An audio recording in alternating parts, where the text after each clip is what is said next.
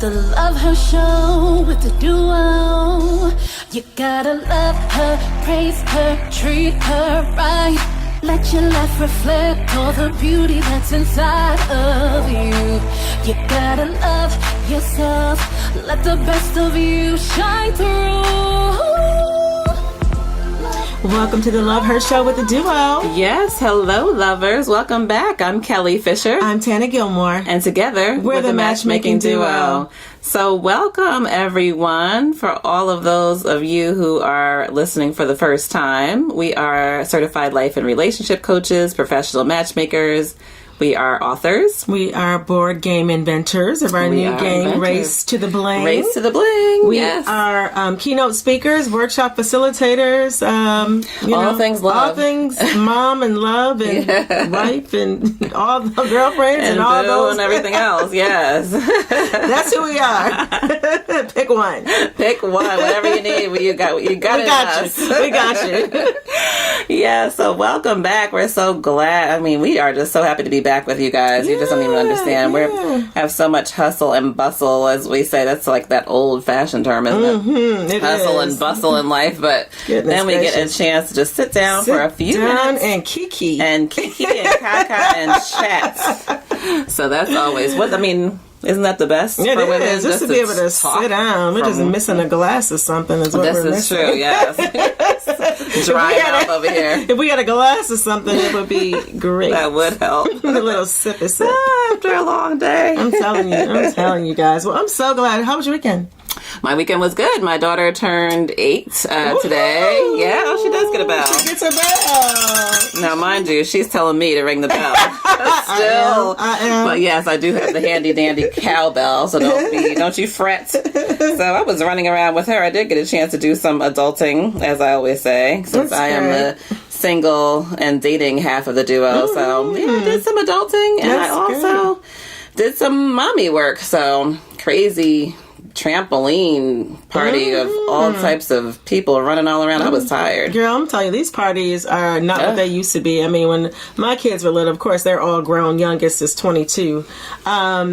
And we had parties at the house. Oh, I know. We had parties at the house with hot dogs and hamburgers and musical chairs and pin the tail on the donkey and pinata if you're lucky. Cupcakes, exactly. Mm-hmm. And that was it. Now these parties are so extravagant. Oh my gosh. I mean, and they're so expensive. Mm-hmm. I'm like, wow. It takes you into the red. That's for sure. It's crazy. They get you because they start out and they're like, 10 people, it's like $200 and something. And by the time you add on all the pizza and all the extras, the cake, I got that bill. I wanted to lay out on that trampoline myself. I just let everybody jump around me. Crazy.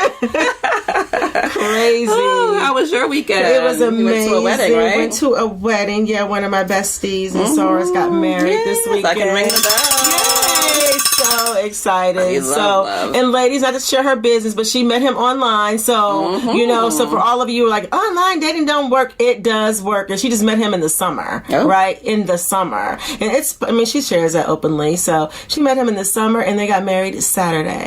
So it was beautiful. It was amazing. He was crying at the altar. It was beautiful. I was in the wedding. It was amazing. And so, they're going to live an amazing life together. Long, blessed life. So for those of you who don't think it's possible, it is. Yes. I've witnessed it with my own eyes. Yes, and you all met online we too. Did. So we that sure was did. Years ago. I was online when nobody else was online about 20 years ago. I started online dating. I had it down to a science. That was too funny. I loved it. Yeah, it's a good time. I mean, I think also it's just for for busy people. Where else are you going to meet that many people at one time? You can sift through and you sure can. I mean, like next. Yeah, next. Oh wait, that one looks good. Wait, let me roll back. Pause. Rewind. Rewind. Pause this one. Yes, reel it back in. Hey. Hey, boo.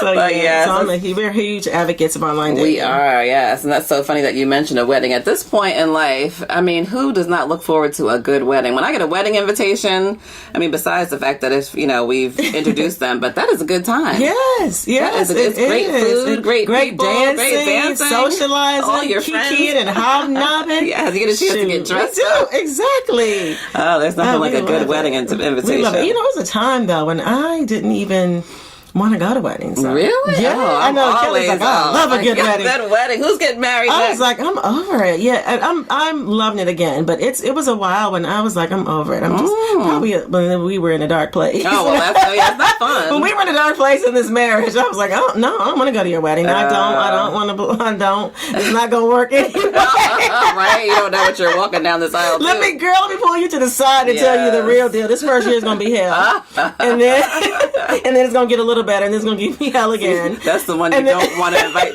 to your wedding. They're going to tell you the honest truth when you're all in wedding bliss. Right. But now I'm like, oh, you guys are going to be so happy. Yes, that's so funny because when I was going through a hard time in my marriage, for some reason, I still like going to a good wedding. I mean, I don't know. I think it was more of that escapism and dreaming. Like, maybe mine didn't work out, but oh my gosh, theirs is going to work out. It's going to be wonderful. They're going to be in the clouds. They're going to be in love. I feel like, no, they're not. Yes. Yeah. Even when I didn't feel like mine was going to work, Kelly was like, it's going to work. It's going to work. I'm rooting for you guys. It's going to work. I was like, no, it ain't. Yes, it is. No, it ain't. It is. Yeah, but it ended up working. Yes, I'm down for a marriage till the end. Okay, yay. I think and that we digress. But when you have made the pledge to say I do, I'm down for she is down putting for in the everything you possibly can. When you're down to the count, and you say, you know what, I give. I've done everything. Yeah, you don't exhaust I've done absolutely everything.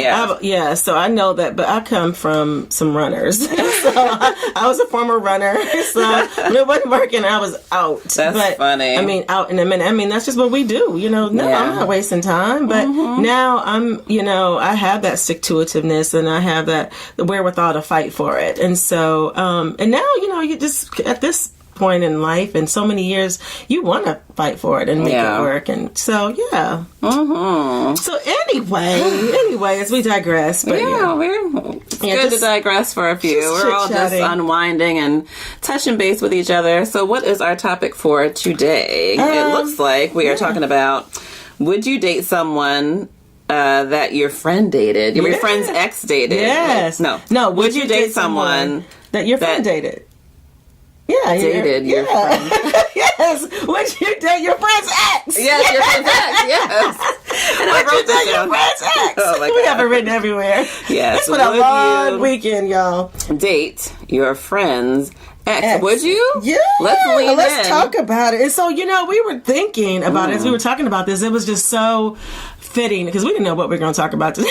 Sometimes we just don't know. Sometimes we just get on here and we just talk. It's just what we just flow. Yeah. But so over the weekend, Red Table Talk is back, and we love Jada Pinkett's show. It is so amazing. First of all, it's short and sweet, and it's real, and they're very transparent. And there's so many different things. I mean, I could talk about that forever, and maybe we'll have them on the show at some point. Put it out there. We'll put it out there. But there's so many things that I love about their family. They're non-traditional like us. They are they're very transparent and open parents and like us. So I see a lot of similarities with like my family and theirs, and I just love it. I just love the way they love each other. And so they were talking about, so it was this is the second season, the first episode from the second season. And so Jada had Will on there on the show, and he was like, you're not going to make me cry. You're not going to make me cry. It's so cute. I just love it. I saw that. And they talked about how they first met. And so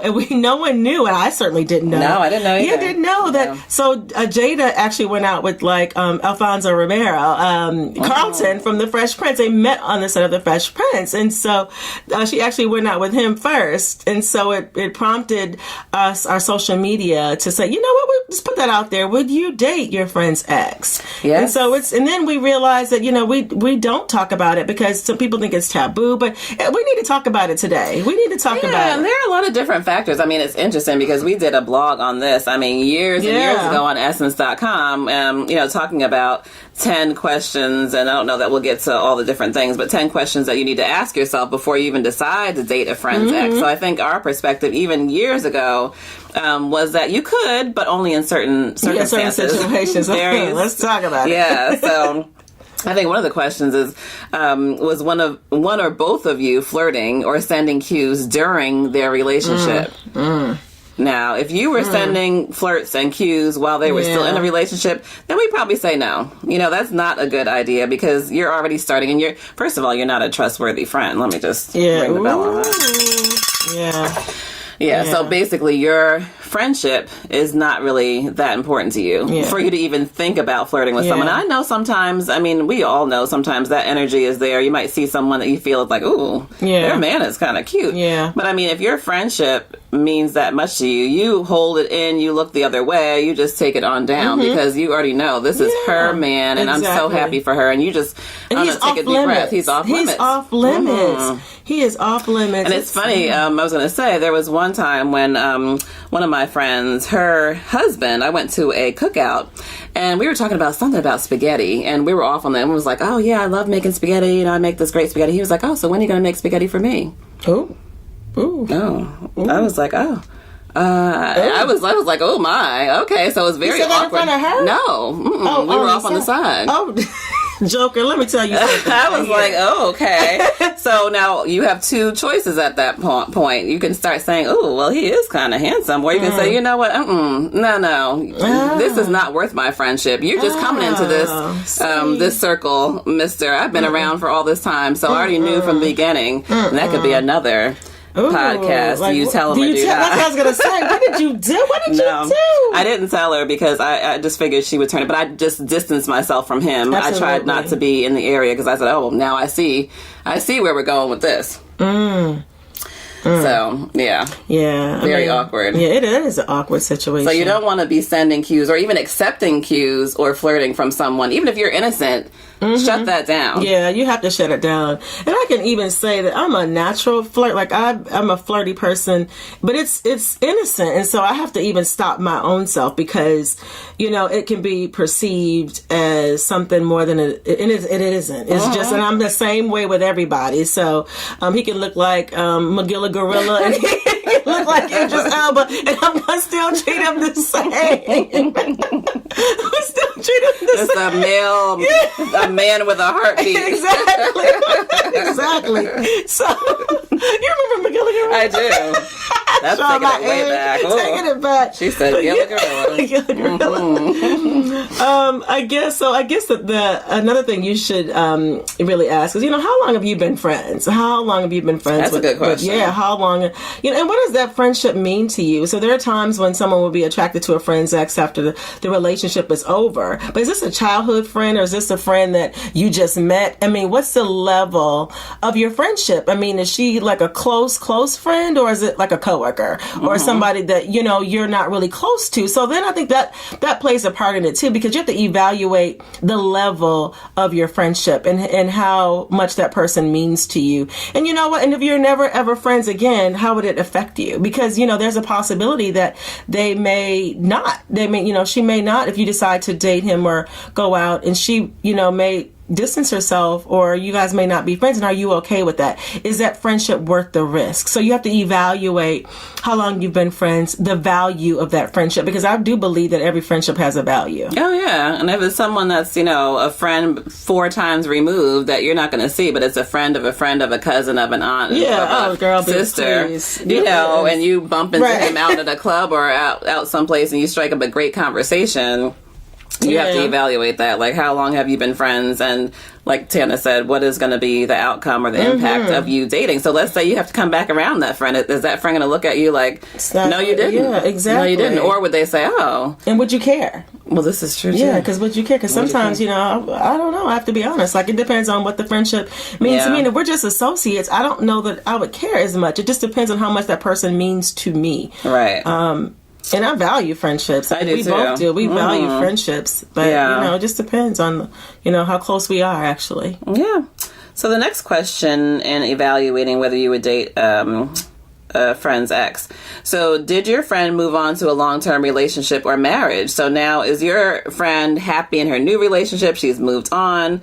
This friend, was this ex a fling? Was it like a relatively short-term relationship and not the former love of her life? You know, everybody has that one. That one that got away. Like, you don't want to. That's like a real that's something. A sore spot. Yeah, that's you get into the core. You get into the core right there. Or was it like a fling, just a passing fling that she never really liked in the first place? So, I mean, we would say evaluate that, and on some terms, we would say maybe you can proceed and see where it goes, depending on whether she's in a long-term relationship and how long the duration of their former relationship was. Yeah, and she might give you her blessing. She might say, you know what, if you decide to have that conversation, with her, she may say, you know what, go ahead and do it. I remember when one of my friends came to me the day before I got married, and she was like, I just wanted you to know that I could not let you walk down this aisle because our friendship means so much, but I've been dating one of your exes. And I was like, really? Well, it still stings a little bit. I don't care. I was like, but I didn't really like him like that. But I mean, I was like, but you waited until. So my thing was, it wasn't that she was dating him, because I never wanted to be with him in the first place. He was just somebody that I dated and went out with, and we had fun. And I was new to the area, so one of the first few people that I've met. So, and we're still good friends today. But as my girlfriend, though, you wait till the day before I get married to even put that in, put it on my heart. That energy on me. Yeah, I was like, you could have waited, because it doesn't matter. I mean, you go right ahead, have at it. But it was more like, for her than you. It was her conscience. Bad conscience. But you know what, ladies? Let's just lean in, okay? Let's just lean in. It's just us. Okay, and men too. Let's just lean in. Now, even if you weren't interested in that ex, when somebody tells you all of a sudden that they are dating them, it's like a little tinge for even just a couple seconds, like, well, maybe, like, should I have dated him? Like, what are they getting? Now, of course, if it was a bad experience, that's a different story. But if it was somebody that was, you just didn't pay any attention to when you probably should have, and you were just too busy running off. The case, then you go back and you're like, wow, so you thought he was cute? Like, you thought I didn't even give him any attention. Oh no, I'm having a great time. Oh my gosh, we're doing her this, differently. He may be taking her places, and he wasn't doing that for you, or whatever. So it may be totally different. Yeah, in this case, it was. I didn't care, but I was marrying the love of my life. But it's like, tell me that right now. But have at it. Yeah. So let's see another question. So did your friend and her ex exhaust all means of making it work? Oh, so it's interesting because let's talk about this. So if they were married, if they were married, and just say they had a family. And I mean, that's just like, whoa. Yeah, that's a connection right there. And you know what? It's interesting because we had, we have a new board game that we talked about, Race to the Bling. Let me get a bell for Race to the Bling. Race to the Bling. So it's a board game for a dating game for women. And we have a question in there that talks, we have several questions kind of worded a little bit differently, but talking about, would you date your friend's ex? And if they were married, if they have a family, and, would you, if she says, no, I don't want you to, you go to your friend and she says, no, I don't, would you still do it? So there's so many different questions, but in this situation, did they do everything in their power to exhaust all sources to make it work? So did they go to counseling? Did they talk to friends? Did they have like their trusted circle? Did they do all of these things to kind of make it work? Did they do everything possible to fix it and to make it work? And if they did and it still didn't work, and they mutually agreed to separate and kind of dissolve the marriage, and it's done, and they've decided to move on and maybe even date someone else, how would you feel about that? Yeah, well, I think usually there's more of a clarity. There's more, of a peace about it on both sides. Like, they both tried everything, and they're like, you know what, it's fine. We tried, and we already know it's never, ever going to work again. But can you imagine, if one of them is thinking in the back of their mind that they would be open to trying again, if their current circumstances were different. So you never know. So a good question to ask, I think, is, how did the relationship end, and would either of them ever be open to trying again? So it's a tough question, but it's something that you really need to know the answer to, because sometimes, even though people have been broken up, or, but they're still friendly, or they're still, in communication, you just never know. So if you don't want to get into that kind of circle. So I think a good like Tana said, a good rule of thumb is if they have tried everything and they say, oh no, it's good, fine. But if they, one of them has a hesitation, it's probably going to be like that crazy triangle at some point. And you don't want those issues. You really don't. And who do you want? I mean, why do you want someone who still has feelings for someone else anyway? Because they've probably been attracted to them all this time. Let's be honest. Well, that's true. You're going to get the short end of the stick. You are, because literally. Because here's the thing: that the back of your mind, you're always going to think, is he still thinking about her? Does he still? Is. Yeah. Does he still wish that he would have made the family work or whatever? So there's always a possibility. Yeah, and every time she comes around, you're like, oh my gosh. Well, is he still thinking about her or what? So you just want to make sure that it's all resolved. Yeah. And how about were you the sounding board and the go between person during the relationship? Ooh, were you that one that they all confided in? Ooh, that's a rough one. Can you imagine? That is so if you're rough. like the unbiased party that both parties trusted when you all were together, and they're like all, unloading everything, and you're the listening ear, and all of a sudden the two of you lock eyes. Ooh. I'm quiet. That's not cool. It's really not cool. You know what? Because actually, it's a really vulnerable time for everyone. I've been on that end of the spectrum when your marriage or your relationship is not working out, and you're both vulnerable. If you get some extra attention, especially from someone that close to you, you're not in a good spot. It's not. And to be transparent, I've been in that situation before also. And you can become emotionally connected to that person because they start confiding in you and you're confiding in them. Yes. And then you're trying to help them with their situation. And before you know it, you find out you have more things in common. And, it's just not, you're starting to build an emotional connection with somebody that's emotionally unavailable. Yes, exactly. Right. That segue comes like, you know what? Yeah, he just doesn't understand you. He does. Exactly. And when that turns, that flips the switch right there. Yeah, you know what? She just doesn't understand you. She doesn't understand you. I get you. This is what I would do. If I were him, this is what I would do. This is what I would do. I would come home and draw you a hot. You just tired. Let me draw you a hot bath. Let me have your drink waiting for you. Yes, he doesn't deserve you. You all could just be going through a rough patch. Oh my. So so I don't know. I personally, I would steer clear. No, I would say just no. from personal experience, you just don't want to get.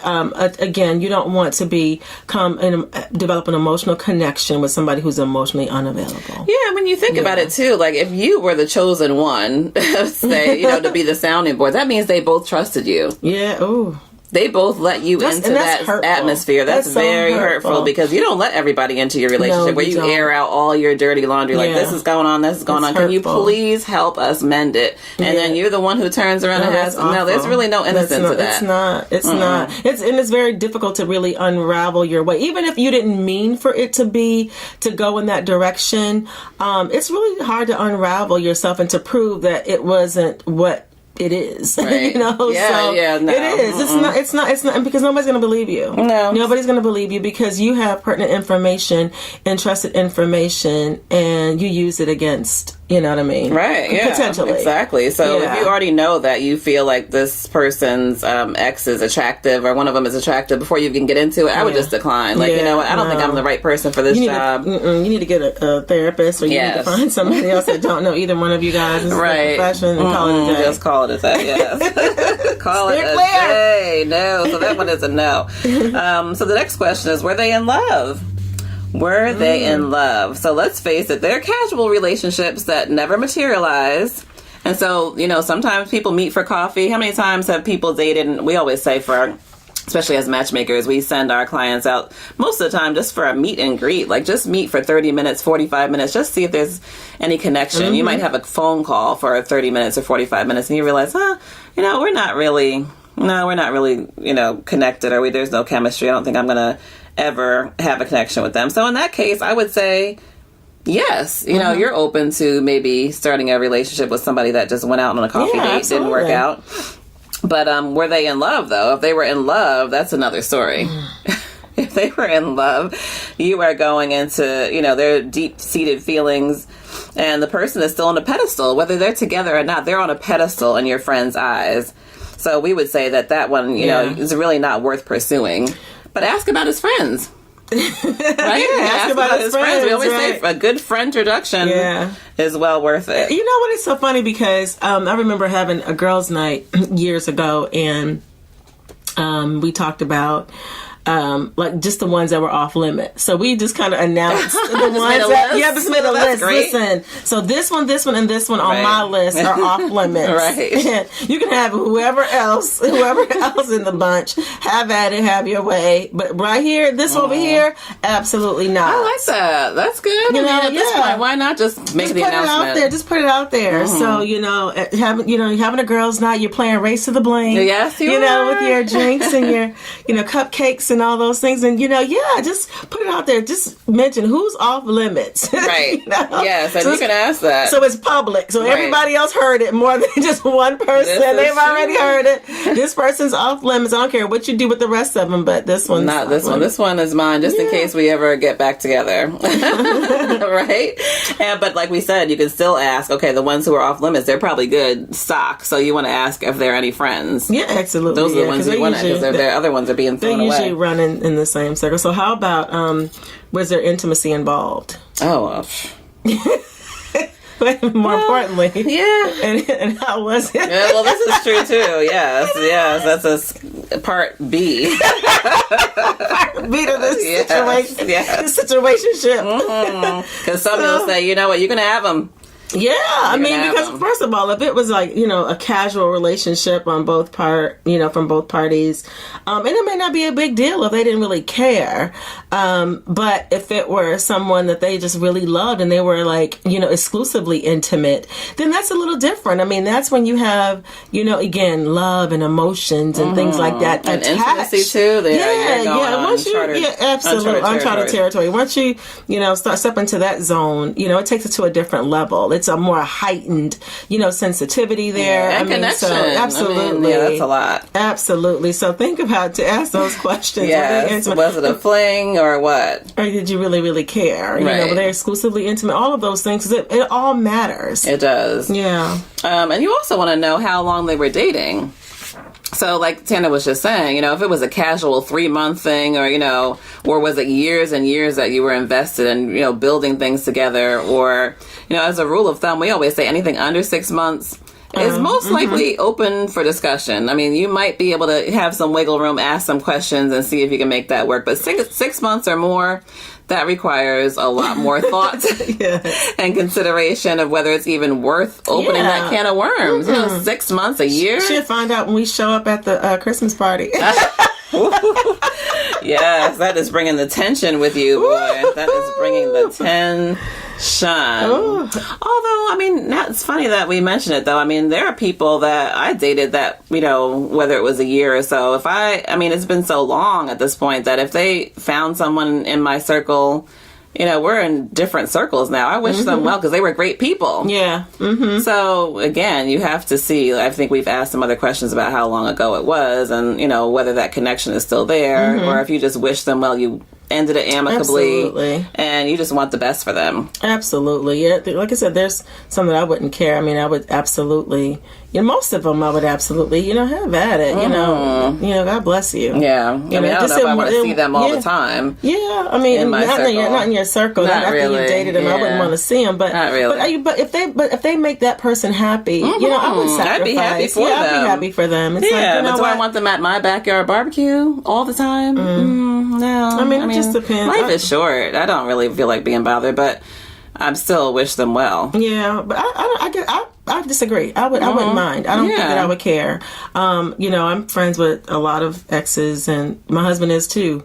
And sometimes they come to our gatherings. And and I guess for us it doesn't matter. But as long as they're happy, that's fine. But I know some people are like, I don't feel like looking. At you. It's not even a bad energy like that. It's just that I guess I'm always so particular about who's in my space. Like, why do I want? I mean, what can I do with this? I'm always putting people in a box. Like, why would I want them of all people in my entire life? Because they're making your friend happy. They're dating with your friend.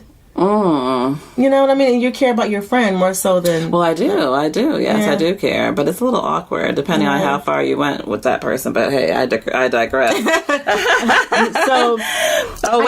there is one more. Were you going to say one more? The last one. Okay. Yeah. So are they still in touch regularly? Yes. So, that's really sticky because if, I think that if it's somebody that you don't really have communication with any longer, it's been years or whatever.